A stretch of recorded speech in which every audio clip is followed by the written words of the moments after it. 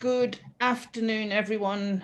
I'm in Australia, so it's afternoon here. I'm coming to you from the lands of the Ngunnawal people in the Eora Nation. So I'm in Australia at the moment, and I'm welcoming you to the Asia Pacific NGO CSW Caucus space. This is a space where we can share information, we can get an update, and we can bring new ideas into this space. So it's the first time we're doing this virtually. I would love towards the end of next week find out whether you are enjoying having an online space to be able to link into what's happening in New York, if we do this in future as an online space as well as the face-to-face. So normally in New York we would have a meeting for about an hour and a half where everyone from the Asia and Pacific region would come in and be able to meet each other, connect, share information. I would like to just give you a short update on the formal processes. And then if you have any questions, please unmute yourself. We're a small enough group that we can have a very interactive discussion. So many of you know that this year is an exception in that with COVID-19, they are not allowing any of the government representatives to attend the Commission on the Status of Women. So all of the formal negotiations on the text are held via a virtual room, and there are 2 people per country in that room undertaking the negotiations. It's all being done virtually, which has slowed the process down. So the outcomes document, which we will get hopefully a consensus document by the end of this session, is currently being negotiated. They're on the 3rd round, which is about the 6th version, but it's the 3rd time they're going through it. They have so far managed to, my understanding is they have managed to get to the end of the numbered paragraphs and are just about to start the substantive text for next week. And we'll be going through, they'll be going through that starting again on Monday. There was a session overnight, but we did not have a briefing this morning. So I'm not quite sure where they are exactly at this morning. To date, the negotiations have been going on pretty late. On the 18th, so Thursday, they went on till 11 o'clock, and then they resumed for another 2 hours overnight. The facilitator of the text is starting to introduce proposals on some of the difficult paragraphs, and then obviously groups are huddling up to start to work on agreements as to what they can have into those texts. There was a little bit of discussion about ICPD, the International Conference on Population and Development, and to get that in. And the importance of that, of course, is a lot of the sexual and reproductive health language would be included or is pre-agreed if we can get reference to those documents in the preamble. There's also an agreement at the moment in revision 2 on paragraph 2 to a reference to regional agreements, which means that countries who have regional agreements such as the Pacific, Africa, and some of the groupings in Asia, they can actually use language from those and be able to work to bring in the ideas and consensus around those. Let me see, there's been a number of side tables, side events that have gone on, and round tables that you can watch on UN Web TV. You don't have to have registered to attend the formal sessions to be able to view the UN Web TV. So if there's anything that you are wanting to particularly follow, that's worth following. Okay, there's been some of the issues that have been sticky. The online abuse of women journalists. So there's a bit of a discussion going on at the moment around online abuse and women journalists specifically. and the, this freedom of expression versus online abuse. So Sweden and Canada are taking a lead in that. And that will be something, if you're interested in, to follow next week. The general discussion, COVID, that's not there. And I think that is about where we are at. I would prefer to take questions. Does anyone have any questions on the process, where we are, what we want to do? What is it you would like to know from this group, and how would you like to work?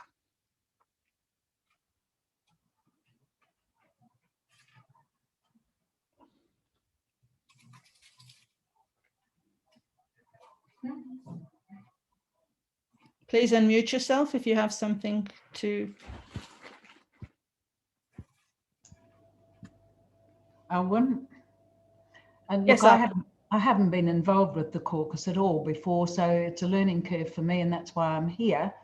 Yes. But I'm actually representing Zonta Australia. Oh, yes. And we are doing work in Timor-Leste. Is that part of the group? Yes, that's part of the Asia Pacific region. Okay. I don't think there's anyone from there today. No, is there anyone here from Timor-Leste?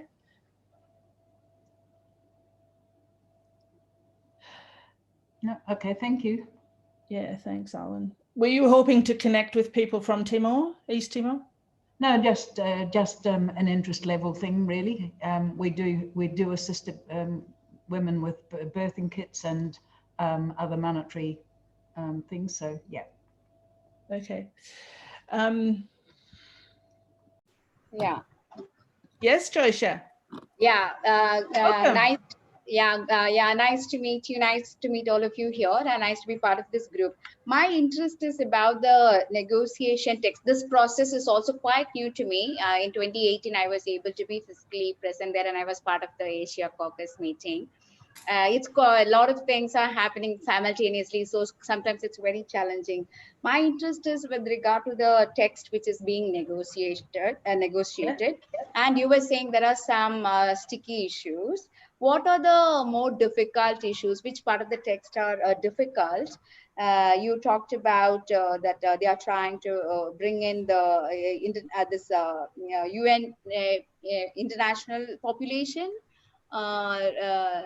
related things, as well as regional agreements could be common. But I'm interested, what are the area or the text, part of the text which they are having difficulty in coming to an agreement mostly? And from the context of Asia, what are the issues which we are trying to push?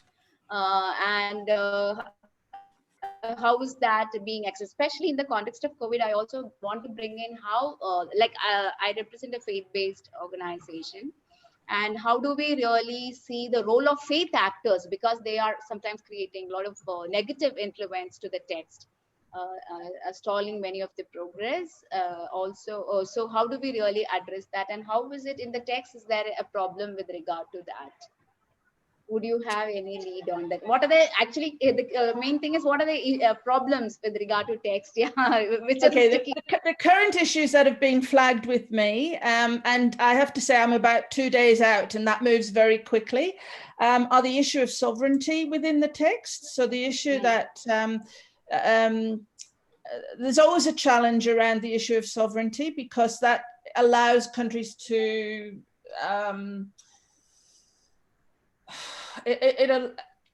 it allows them to put their own definition into what that means, and it's sovereignty is defined differently if you look at Security Council resolutions, for example, as you do in a Commission on the Status of Women text. So the issue of sovereignty is currently sticky.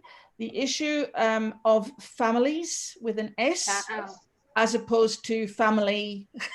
That is more of a faith. Yeah, so that it's the that inclusivity language. The sexual and reproductive health is always a sticky.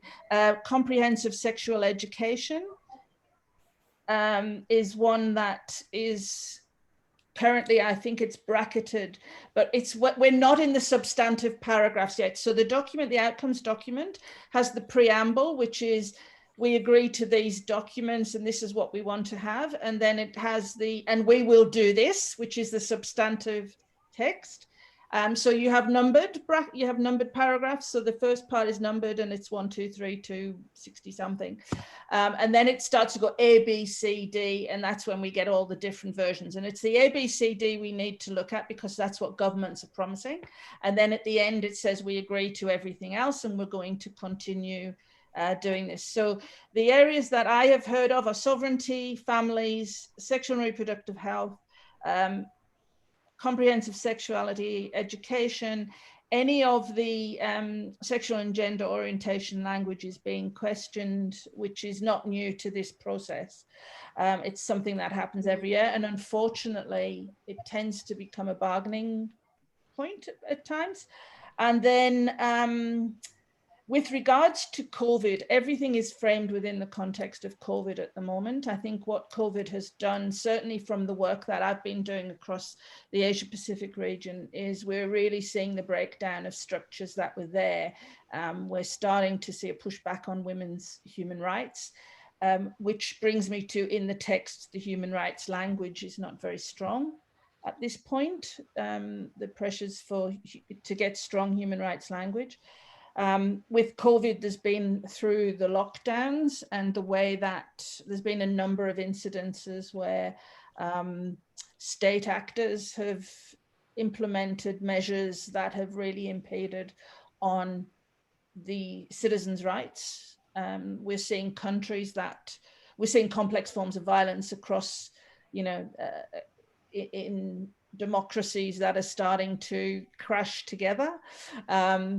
And I honestly, and I'm saying this from the Australian perspective as well, we have also had problems in this, with state actors going beyond their limits. And so it's every country that I think has been impacted on that. The issue of care, the structures that have come out through COVID are challenging. We're seeing all of the structures really, we're starting to see how they're not working.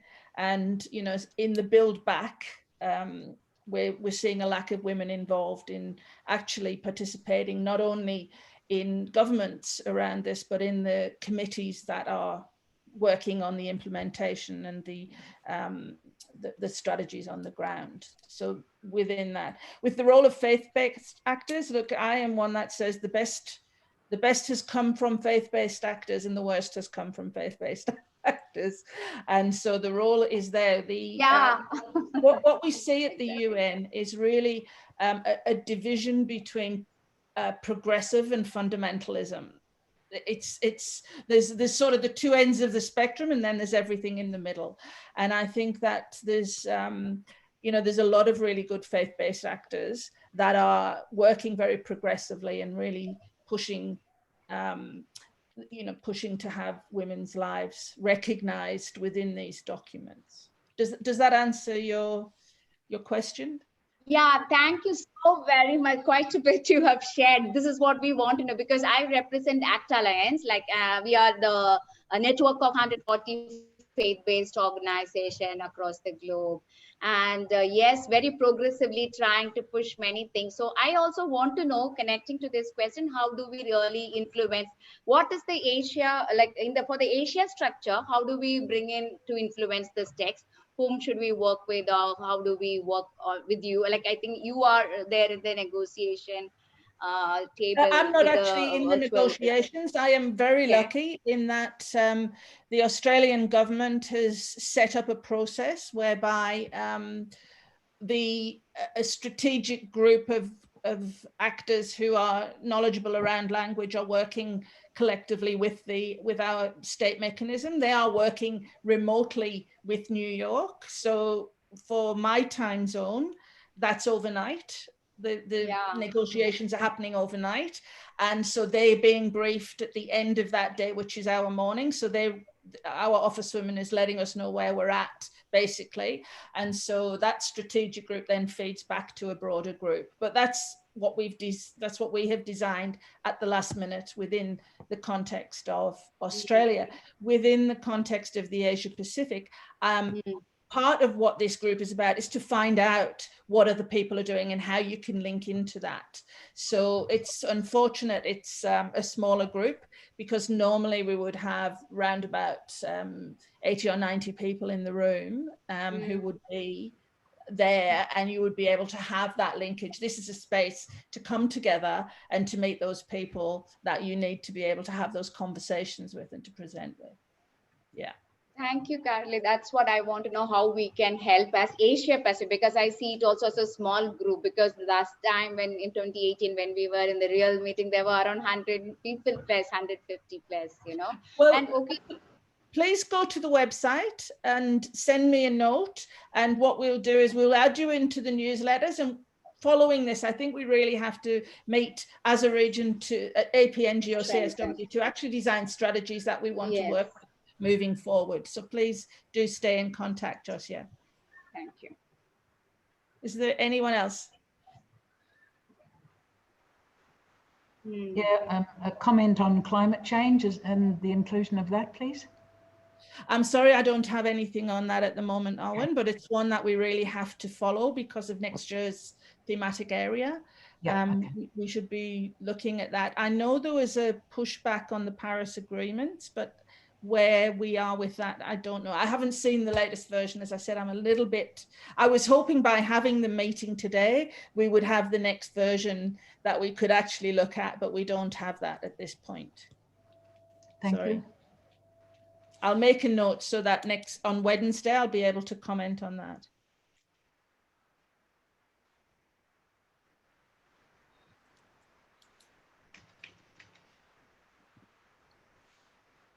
So for those who have just joined, welcome. We are luckily a small enough group that we can have a very interactive discussion. So I invite you to ask any questions, to bring any information into the group. Is anyone else following language negotiations? Is there someone else who has more up-to-date information than I do? Are they working with their governments? No. Silence. No. Okay. Is there anything that you specifically would like to understand, or something that's just not clear to you?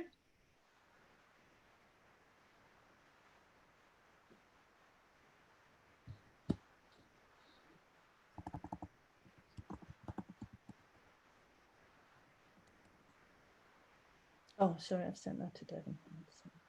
I'm just putting the website into.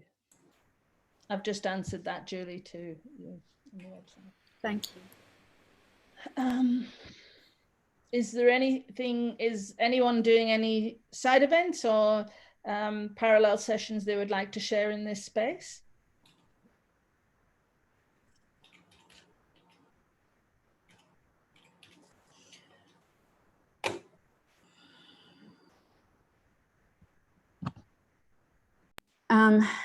And one of our missions, I mean, we do various different programs to do with anything from, you know, transformative leadership to trauma healing to forgiveness and reconciliation. Some amazing projects that have had massive results. So I'm just looking at, you know, our position is like, how can we assist? How can we provide assistance or partnerships, build partnerships with either yourself or other NGOs that essentially want to help the new generations and the progress of not only women, but the partnerships between men and women in the future. Where are you based, Julie? I'm personally based in Perth, Western Australia. Oh, yeah, sorry. I don't think I can answer. So I guess, I'm sorry, I just wanted to establish where I was coming from. But yeah, you mentioned education and also human rights language, which I don't, you know, the development of that. And if this needs to be more defined, the human rights language, like how would that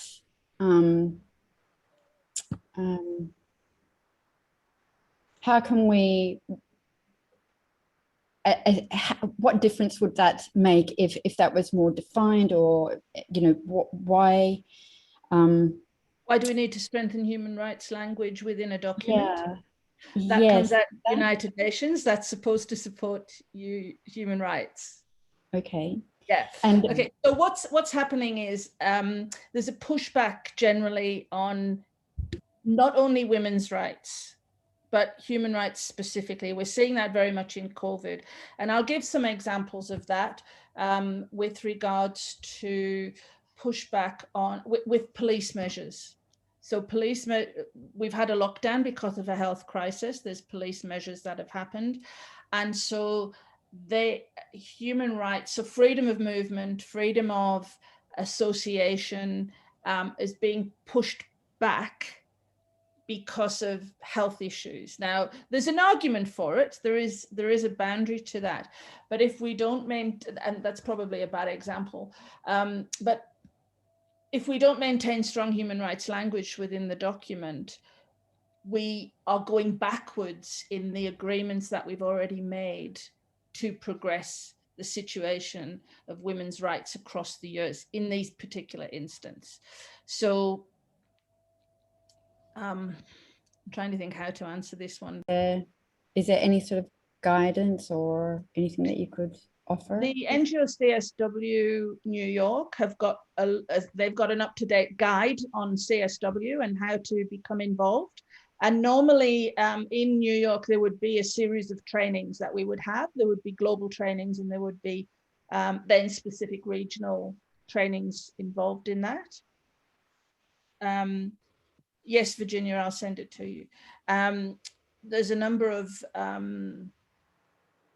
so that booklet that we prepare and update each year is really good. It's on the NGO CSW site, New York site. So have a look at it, and it's downloadable, it's PDF. So, you know, we do as much as we can through the NGO CSW group to make all information as amenable as possible. There's also, I believe, a number of training videos on the site that take you through different sections of CSW or advocacy or generation equality is the new conversation that's starting to happen, because the generation equality meetings are happening straight after CSW in Mexico. So that's where we're at. Thank you very much. You're welcome.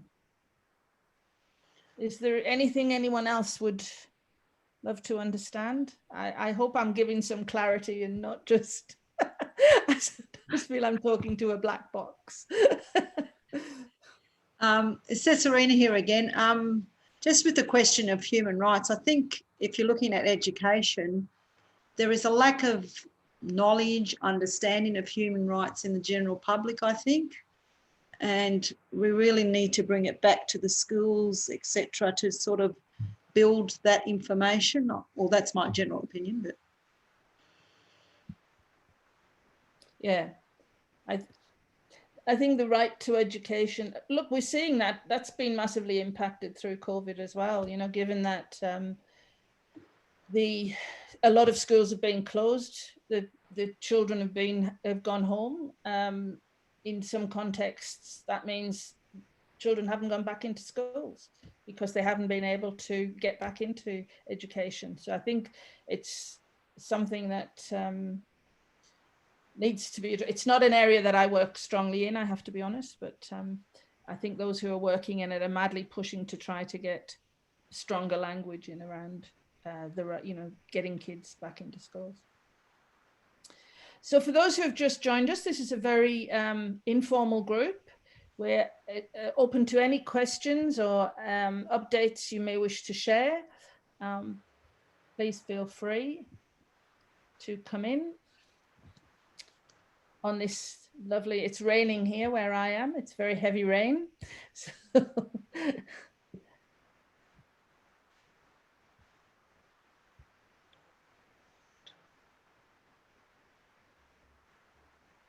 is there anyone have any burning desire to understand anything? No? Yes, Yuan Feng, please have a question. Please unmute. Just unmute and ask the question. That's great. Yes, thank you very much for having this Caucus.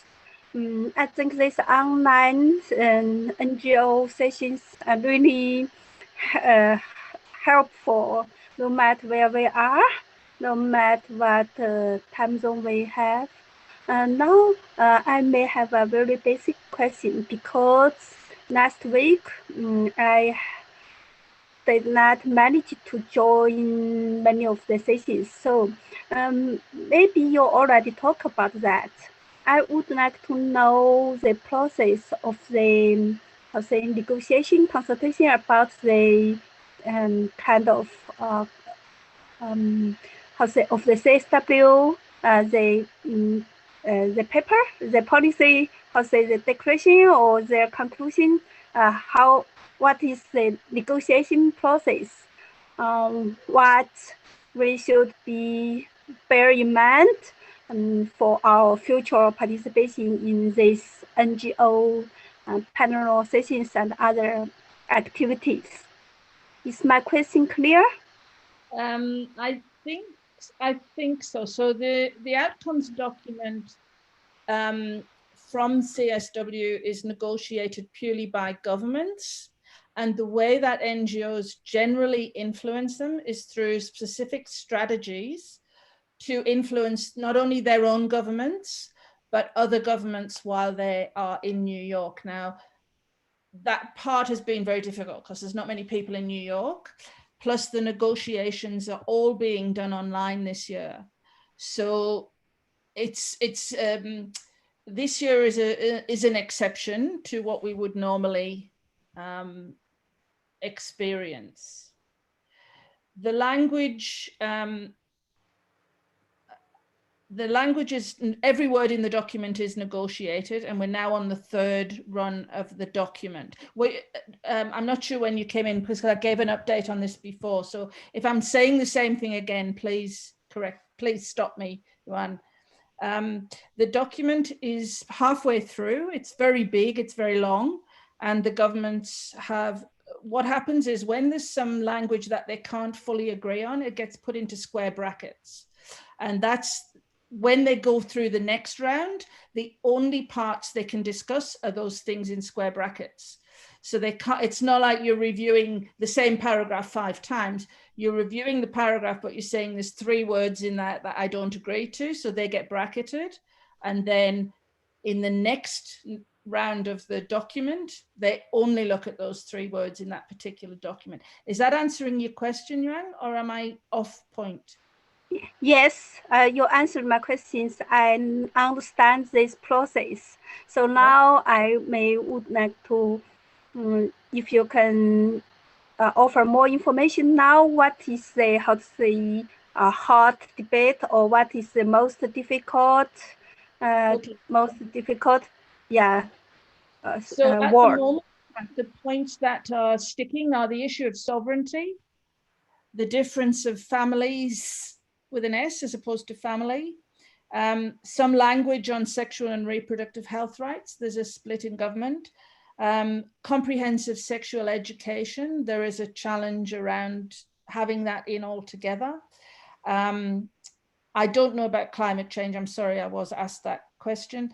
And the other point is some states do not want to have girls included in the document.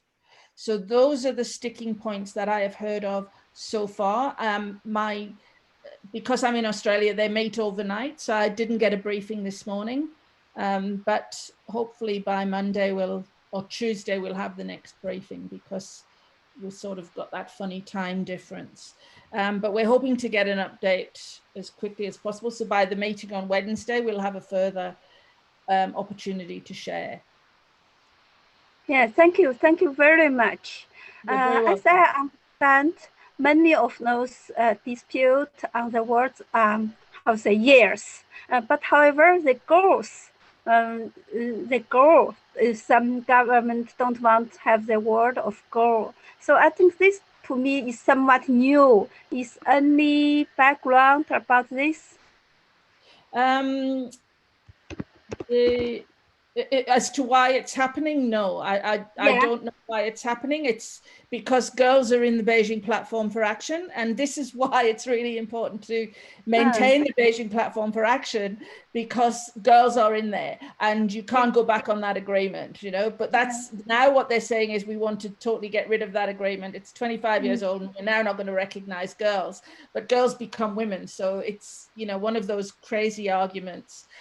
So I'm not sure. It's probably to do with the national, something that's happening at the national level. I really don't understand why they want to take girls out. I understand the arguments about the sexual and reproductive health and the comprehensive sexual education.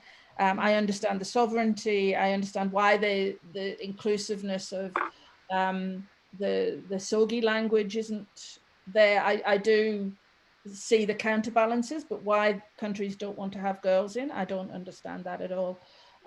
So sorry, I can't answer that one. Oh, thank you so much. Very informative. Thank you. You're welcome. I make it time for other participants here. Okay, so there's a question in the chat. I'm just going to work out how to go up. From Kirthi. Are you in Sri Lanka by chance or India? Sorry, I'm unable to mute, but love to know if we have any way to continue mobilizing as an Asia Pacific collective. Yes, the answer to that is very much so. The Asia Pacific NGO CSW, this is the first time we've done this. So, you know, let's be real. We're learning as we go. We have a website and we have a Facebook. We are very happy to hold meetings outside of the CSW space. We want to know what it is you would like to do. Do you want to have a training session? Do you want to have, just have meetings where you can come together? Do you want to form, what do you want to do collectively? Do you want to share information about your organizations? We're really, really open to that. So there is a contact form on the website. Please contact us and we'll continue mobilizing. The whole idea is to conceptualize and mobilize. So we're reconceptualizing what the issues are for women in the region, and we're mobilizing around that as well. So it's really interesting. The Asia Pacific committees came about 5 years ago. The regional committees of the NGO CSW came about 5 years ago. And what happened at that time was there was a sudden push, but everyone goes to the New York CSW site. So they always go to the New York site because that's the one that has all of the information flowing through it. But the regional ones, we're very happy to strengthen them. We have room on the committees. We can pull together working groups. We can do whatever we want to do if we get the ideas and we have people who want to work with us. So please come in and send us your ideas. Does that answer you, Kirithi? Perfect, it's South India, great. Stay connected, love to be a member. Yeah. When it first opened, we offered membership. Membership had to be paid, but I think we're renegotiating what's happening around that because I have to go back to the major committee on that one. Thank you. Anything more? Please unmute and just, can you give me the link to the website? Yes, sorry.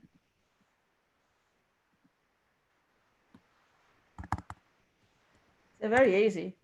apngocSW.org. And there's a Facebook, please friend us there. We can do that.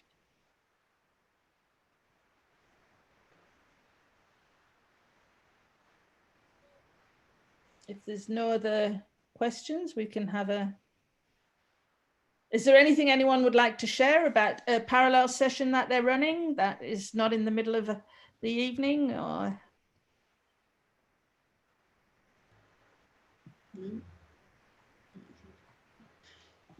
Kyoko, did you have something you would like to say? Yes, hello. This is Kyoko from Japan. Lovely to see you. Nice to see you. We are just done our parallel event before this time zone. We are the Japanese Association of International Women's rights, an NGO in Japan, to study and study on the CEDAW Convention and optional protocol to the CEDAW. Yes. So because we would like to have the younger generation to talk about the CEDAW and the optional protocol, and especially our focus is that Japan is not ratified, haven't ratified the optional protocol to the CEDAW yet. It's far behind from the other countries, especially Asia Pacific. So that's one of our focus points. And our younger members presented some issues and concerns in Japan related to the CEDAW Convention and optional protocol. So maybe I think the video will be available on our event site. So we would like to welcome you to our website on the virtual event site to see our video. Fantastic. Send us the link and we can share that. We will be sending out a newsletter post CSW, so we can put the link to anything that you want to have linked in on that newsletter. That would be really useful. I think it's really interesting. Australia hasn't long, we signed it back in, when did we sign it? It was when Kevin Rudd came in, so 2014. I think we signed the optional protocol, but it's very important, especially around the care factor, the care in the economy. And so maybe, actually, it's quite an interesting time now with COVID to be pushing for the optional protocol, because that's exactly where that care part is in there too. Yeah, COVID-19 is one of the discussion point in our event also in relation to the gender equality. Yes, that's true. Fabulous. Thank you very much.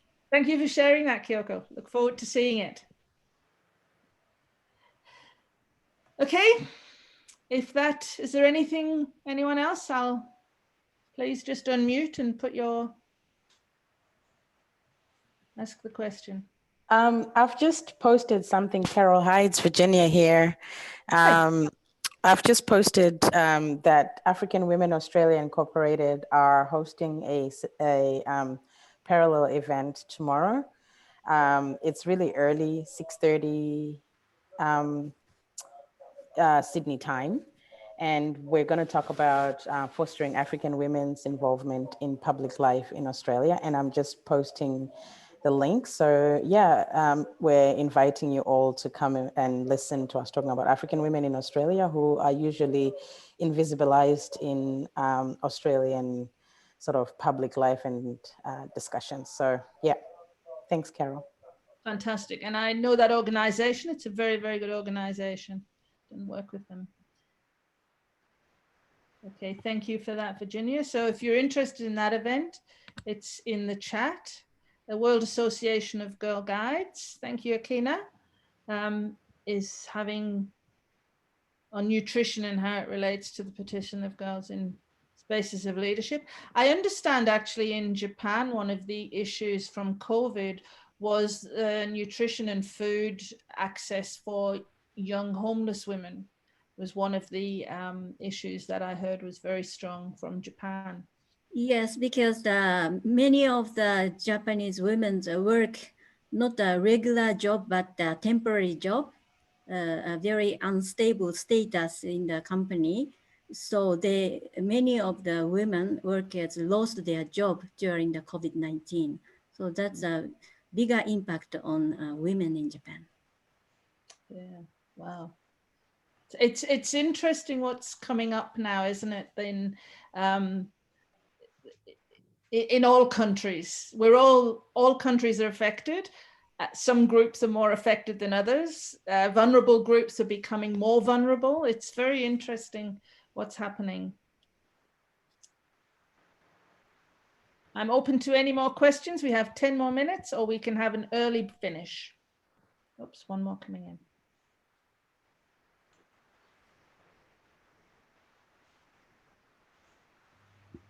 Carol, could you say anything more about the whole issue to do with families and vision? Or, I mean, you mentioned that the language would change from family to families, but is there also like a specific focus point? Or well, the idea behind that is that families incorporates things like kinship groups, broader family units, groupings that are non-familial groupings, but you're living in those groupings as a family. So it might be, I'm trying to think of, you know, multiple wives, perhaps, if you're in the context of what some of the African groups, but it also includes same-sex marriage.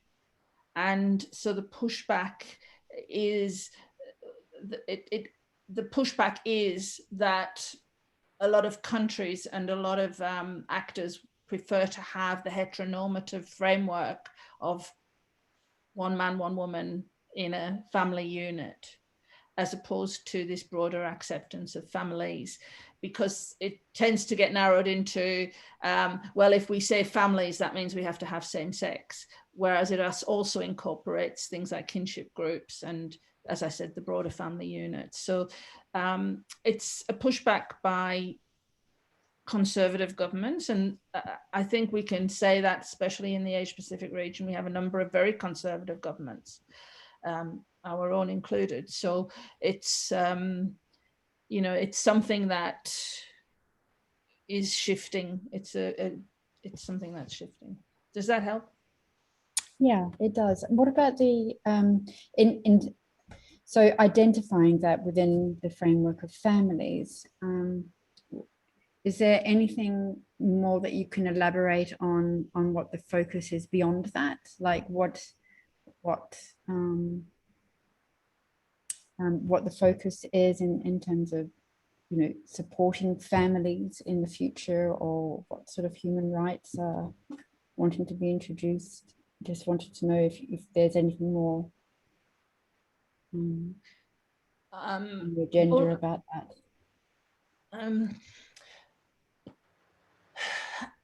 Only that if you can get it changed, and you can get a precedent set where it's changed, it gives you an opening.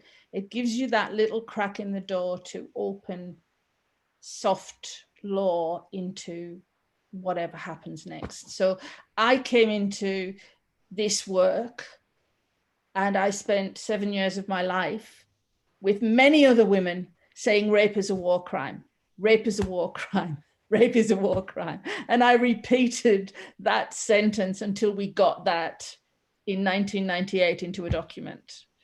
And that then showed that rape in the times of war was a crime.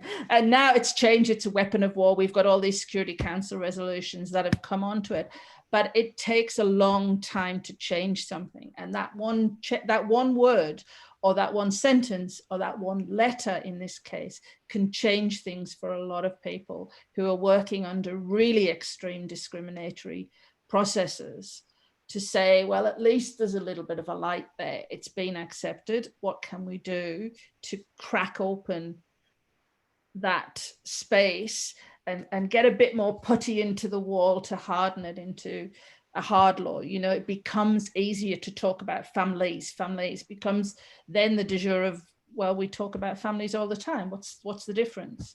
Because, you know, we're talking on the global scene here. We're not talking about a national context. We're talking a global context where women who can't speak within their national arenas can actually start to speak about something in the global arena that they can then bring home and say, okay, we're silenced here, but we can start to really get a bit more support. Does that make sense to you? Yeah, that's brilliant. Thank you, Carol. Yeah, that was really good. Oh, it's UN, right? The UN is one of the oldest dinosaurs and it moves very slowly. So it's not worth expecting change overnight, but it's like cracking the ice, you know, chipping the ice off the ice block. Okay, is there anything else in the questions? Any more? No? well, I think we will then close the session. Thank you very much for spending your Saturday evenings with me. I hope you have a wonderful time off and enjoy the rest of the NGO CSW events. There's a lot of them going on, and I'm sure you're all very busy with that. I will be back on Wednesday, hopefully with Vandana Rana, who's the co-chair, and we will have some more updates on where we are with the negotiations. I'm sorry this is not a more dynamic space today, but if anyone has anything that they want to bring in or they hear that we can share, this is really a sharing space and a connection space where you can come, and hopefully we can start to build this space into something that leads into CSW, so that when we get there next year, we meet again, either in face in New York or virtually on the computer, or better, even both. So thank you very much, and I hope you all have a lovely weekend. Thanks, Carol. All right, goodbye, everyone. Thank you very much. Thank you. Bye. Okay.